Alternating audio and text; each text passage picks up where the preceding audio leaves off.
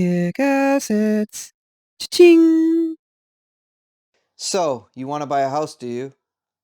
I assume that's why you're here. However, if you're looking for a house that has a garage that can hold 36 Lamborghinis, or a giant bookshelf of books containing knowledge, then I'm not your man, and you might want to check out Tai Lopez. However, if you're looking for something more realistic or more reasonable, then I might just be your man. I will do my best to help you, the earnest viewer, by providing you with my minimal knowledge on the subject and guiding you through the different steps to find a place that you might like. I want to apologize in advance that at times it may be difficult to understand, as it's very difficult to explain simple enough for everyone to understand equally. So bear with me. But if there's something you don't understand or any questions you have, feel free to ask me in the comments. I usually do my best to try and respond to everybody. So let's begin on your journey to getting your property in Japan, or at least starting you on your way. But before we get into the meat of things, I just have one thing I want to mention. For the love of God, I wish everyone would stop overusing the word Akiya, as it makes it feel like you can get any house in Japan for free, which is not the case. The overuse of that term drives me nuts, and it makes the average dude thinks he can get a house magically in Japan for free, which is far from the truth. So, I just want to educate people on that. Sorry if I destroyed any pipe dreams, but it's the truth. You can get cheap properties, but to have this image or idea that Japan is just giving away all these free houses because it can, well, it's not true. It's just a word that's used in clickbait titles and to get a lot of clicks and views. And that's unfortunately why I used it in my title, just so you can view my video and I can tell you that. It's sad, but it's the truth. The reality is, yes, there are cheap Akiya or cheap houses out there, but the only real difference between the two is that one is using an agent and one is not.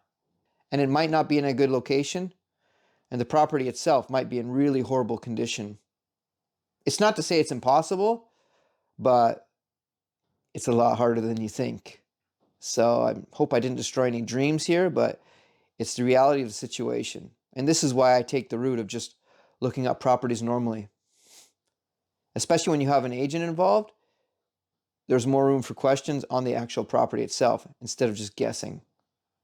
So like I said, the properties are very remotely located, which is why agents couldn't be bothered to deal with them. Can you honestly see an agent take you all the way out to a property in the middle of nowhere that's in shit condition and trying to make a sale when it's only selling for $10,000, $20,000? Their commission is going to be almost fuck all. So why would they bother doing that? So you have to think about it from a business perspective. So these properties just end up in some Akiya bank. Bank not meaning an actual bank that holds money, but a bank like a reserve, a listing. You'd have to spend a lot of money on renovations to get such a property even remotely livable in a remote area so you can work remotely. Like my pun? All right, so let's start the journey. The first question you're going to ask yourself is, where do you want to live? That's very important. Do you need to be in a specific area? Do you need to be around a certain station? Or you don't care? Or you don't know? Well, if you don't have any clue about Japan, unfortunately, I have to suggest that you should live here a bit so you can scope out some areas and start getting a better feeling for the areas that you want to live in. Because you don't want to come over here and buy in a random place to find out in the future that you don't actually like the area. That'd be a total waste. So I really recommend that you have an idea of the area you want to buy in. You can have a few different areas you like. You can have different reasons why you like certain areas. If money's more important, look for a cheaper area. If you have specific things you like and money's no issue, then look for that area. It's all up to you. I'm just going to show you a few examples. So there are kind of three areas, basically, depending on your price range. If you want to live in the city, like say Tokyo, or the outskirts of Tokyo, or in outskirts of Kanto, or even way out in the countryside, the price is going to differ big time. I personally prefer the middle ground of like Saitama and Chiba and the outskirts of Tokyo because it's still close enough to the city, like 45 minutes to an hour away, that you're near a really big city like Tokyo, which is amazing, and the prices aren't that bad, versus paying an arm and a leg to live inside Tokyo, which is I don't think is worth it, but it's up to you. And if you want to get a really cheap property, you can live out in the middle of nowhere in the real rural area of the countryside, but that's way too far. So it really depends on what you like. I personally prefer living a good distance from the city, but not too far, just in case I want to go, which rarely happens these days. Oh, and also, the reason I really love the mid-range is because if you buy something that's not too far outside of Tokyo, you can still rent it out if need be. Whereas something out in the countryside is a lot harder to rent out. And in the city, it's very easy to rent out as well, but you might not get as much rent versus your actual payment for the property. So your return on investment, I think, is best suited for the middle ground, middle range properties. And that goes for the same in any big city in the whole world. But that is a decision you're going to have to make, and I'm only giving you my advice, or what I would do. But everybody's different. To each their own, I always say. All right, so the next thing you might want to consider is, how far away from the station do you want to be? Do you need to be right next to the station? Do you don't care how far you're going to be? In my experience, I personally like 30 minutes away from the station. Obviously, closer is better in some ways, but I find 25, 30 minutes away is the sweet spot because you're far enough away from the station that you get enough nature around you, but you're not too far away if you need to get to the station. It's a 30-minute walk, but it's only a 7-minute bike ride. So that's not a big deal. And also, the farther you go out, the bigger your place is going to be. Because if you get something near the station, it's probably going to have no garden and it's going to be really small. So it depends on what you don't mind sacrificing. I'd prefer to have a bigger garden and a bigger house and live a good distance from the station than being right next to it, especially considering I don't use the train daily. But if I had to, I could just take a bike there in 7 minutes. So it's not a big deal. But that's up to you. Oh, it's also a lot quieter out here. And also the properties farther away from the station are better deals. So you get a better bang for your buck. You get a bigger house, bigger land for a cheaper price. In most cases. Sometimes it's not true, but you know what I'm trying to say. All right, so like I said earlier, you need to decide on an area you want to live. So if you don't know, then you got to live here for a bit, scope out some areas. As you don't want to be disappointed after you buy something, especially if it's really hard to resell. You know, you don't know. If you have no experience in Japan, sometimes some properties are on the market for years, and some properties are on the market for literally hours. Okay, so you have to make a good decision. You don't want to regret your purchase.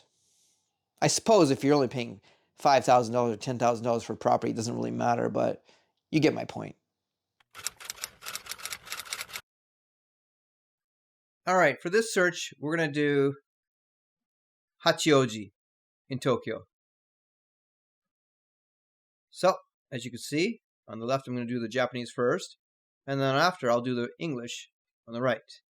So for now, let's focus on the Japanese, just to get the ball rolling.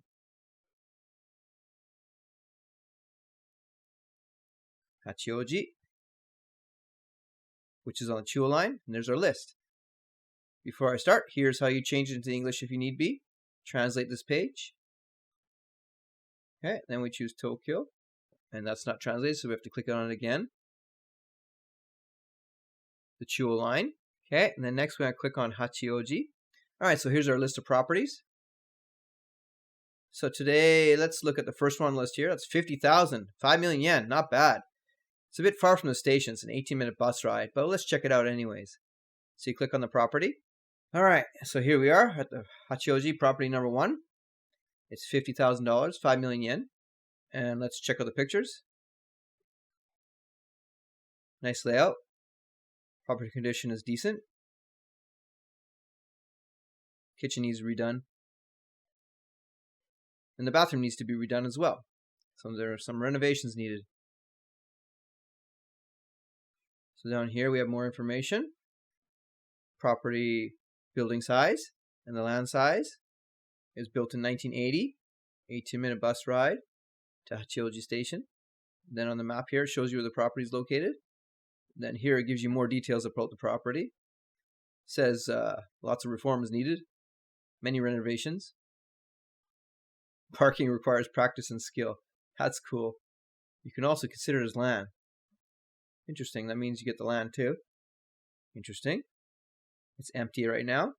It's a wood building. You own the land. Parking is available and it's free. Obviously, it's yours. So not bad for 50K. All right. What else should we look at here? I want something that's closer to the station that doesn't require the bus. So many of these require the bus ride. All right, I found two that are walkable to the station at 19 minutes and 21 minutes. But this one has pictures, so let's check out that one. Pictures look okay. Outside's okay. It's a bit smaller. This one needs a lot of work. Wow. Some pretty rough shape. Washing was okay. Oh wow, this place has sand walls and tatami mats, so that's easily doable by myself. So that's doable with some DIY. It's got an old style bathroom. So this place obviously needs a lot of renovations. It's a 20-minute walk to the station, Hachioji Station. Not bad. There it is on the map. Let's get some details down here.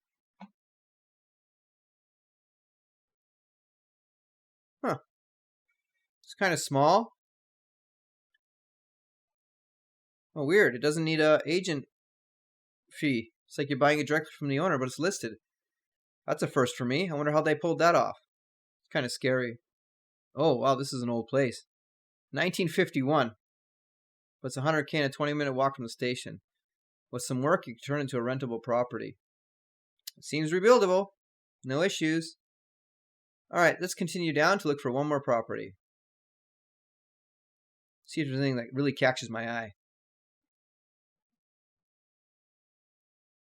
Because sometimes you want a rentable house, but you also want something that you kind of like. Well, that's decent. Nice kitchen. Oh, I like this one's garden. What's that in English? Let's check out the English side. Ooh. Yeah, I really like this one's garden. It's a big land size too. 273. 12-minute bus ride. What's the catch? All right, let's check it out. Man, the outside looks great. Parking. Beautiful trees. Inside garden's nice as well. No inside pictures. Must be something wrong. Yeah. It's 1979. 12 minutes by bus to the station. There it is on the map.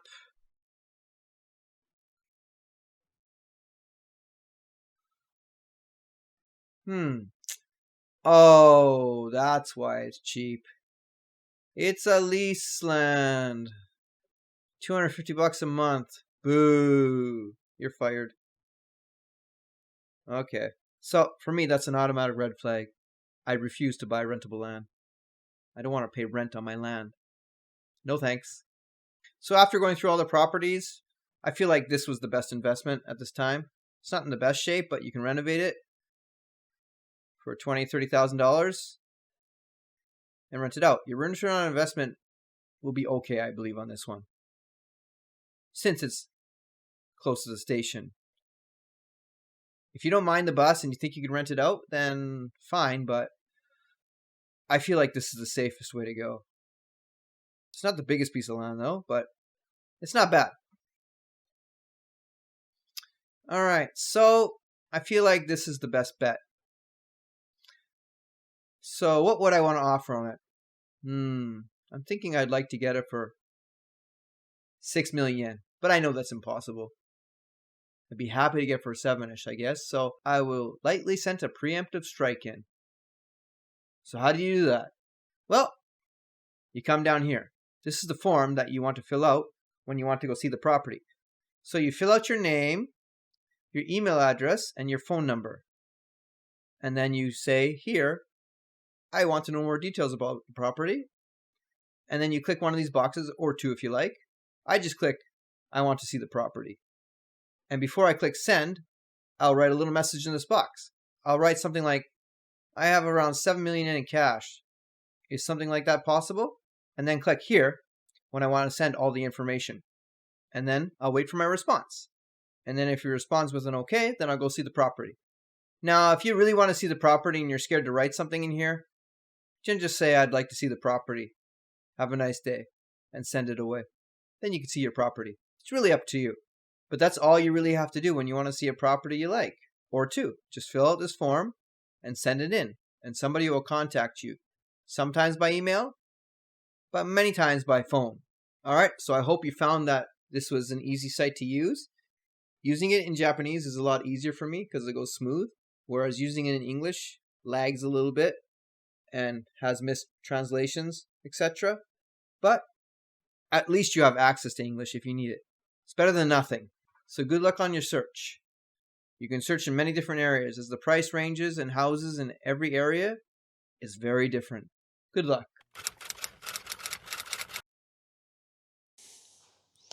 Oh, this is Mira.